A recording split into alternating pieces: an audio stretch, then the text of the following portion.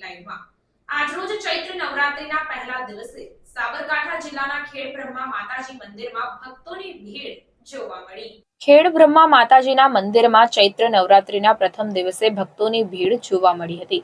નવરાત્રીના પ્રથમ દિવસે ભક્તોએ સવારે આરતીનો લાભ લીધો હતો। મંદિર પરિસરમાં વિશેષ શણગાર કરવામાં આવ્યો હતો।